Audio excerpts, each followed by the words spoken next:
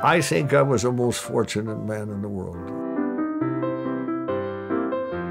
I know of no man, poor or rich, good or bad, that's had the fun I've had doing the work that came my way.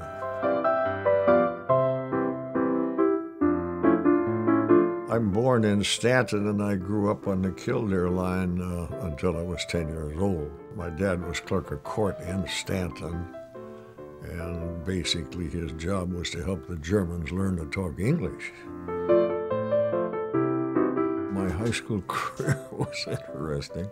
I went a freshman in high school in Bismarck, a sophomore in high school in Jamestown, a junior high school in Glenullen, and then back to Bismarck to graduate from Bismarck High School again in 1929. So I kind of had a wanderlust high school career.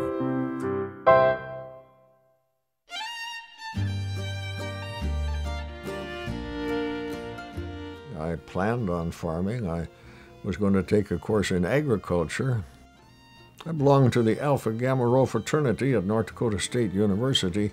And in the spring of the year, the graduates who were graduating, the seniors, were fighting with each other jovially about who was going to be a county agent and who was going to be a Smith Hughes instructor in the high schools.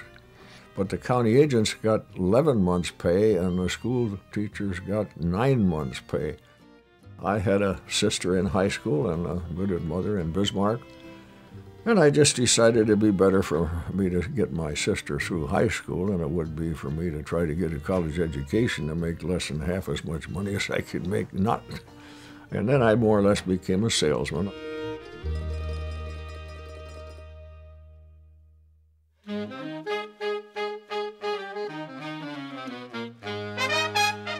I think I found myself because I could use energy when I was running around the country selling, and I just loved to go into stores and talk to people and sell them something.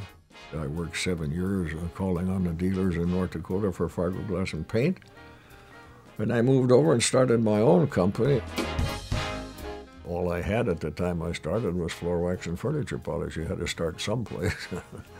And that seemed to work, and I made a living selling floor wax and furniture polish, and so I hired a few other people to work for me, and we pretty much had distribution of floor wax and furniture polish from Duluth, Minnesota to Salt Lake City. And it worked out fine, but then we bumped into glass wax, and that became a spectacular success.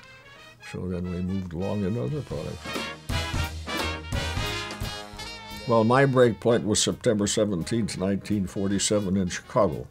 I made the decision to go to Chicago and open a big city with a big bang. We put full-page ads in the newspapers. It was spectacularly successful. All the stores had it. We had better distribution of glass wax in Chicago than any coffee, any salt, any flour in that community. Usually a salesman and a good promotion and a good-looking product and a good product can always sell one. But it's when that starts to roll and it starts to move and they want to buy more that you know you have a business. And that, I think, was our break. And that was step number one before we took the business around the nation. I had asked our chemists and I'd asked our formulating people to think about how to make a low-cost bubble bath.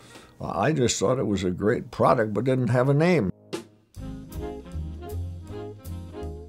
I was driving somewhere between Miles City, Montana and Glendive. As I went along, I thought of Mr. Bubble, and it turned out to be spectacularly successful. And we merchandised it at as little as 39 cents a box, and it just blew the country as far as kids taking bubble baths were concerned. So.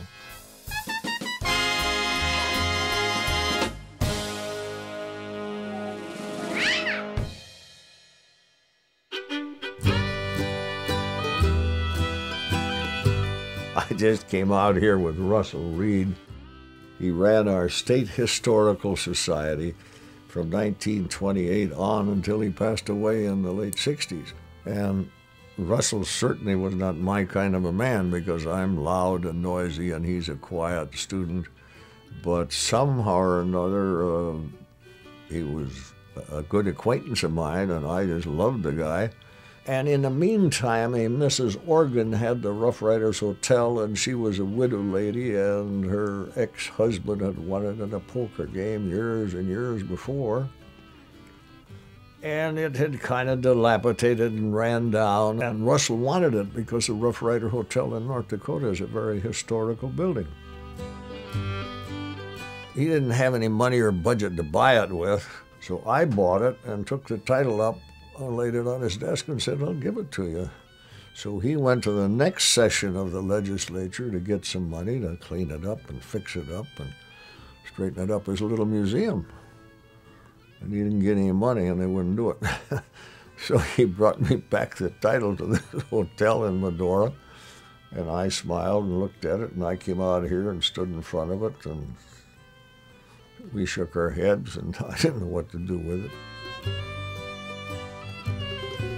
And so I said, well, I'll fix up the hotel and we'll operate a little hotel in Madora. And there was nothing here, of course.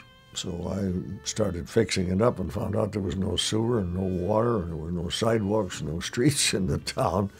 And by the time I got through, it got to be quite a little financial burden. And then one thing led to another. Some people die and they want to sell their house, and the kids want to sell it, and they can't find a buyer because nobody wants to buy it. And the next thing you know, I wound up owning 75% of the real estate in the city limits.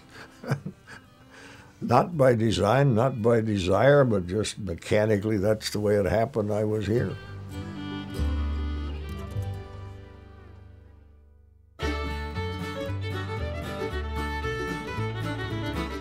The Lord made the Badlands, and there's no question about it. It's a unique piece of ground on this earth. I think there is no question but the romance of the area attracted the Marquis de Moore, who came here and built a packing plant. Madora is real. It has real history. It's not where we put some buildings up on the side of the road and say, come see us here, we'll show you something if you pay us enough money. It's real. I mean, Teddy Roosevelt did live here, and he did talk about it, and he did like it, and his ranches are here on the ground yet, and his home that he lived in, the cabin, is here. And Madora is good. There's no question about it. It's a good place. It's a nice, honest, decent place for people to go. We're very fussy about the things in this show. We make them do something patriotic.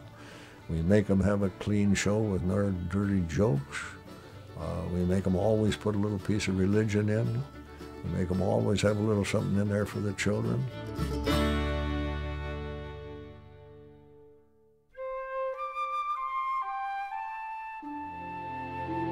I think we're perfect, and of course we do everything together. I mean, she had 3 little children when we were married, and her oldest boy is the same age as my youngest girl. And so our family has molded together well. And I think that was a wonderful bond for the Schafer family. It was a wonderful bond for me to think that the children of the 2 families got together. And of course, Shiloh and I have been, I guess you'd call it crazily happy. We do everything, including a lot of things that are silly and exciting. And we go out of our way once in a while just to have a little fun that a lot of people don't think about. I think we've been married 25 times in 33 years.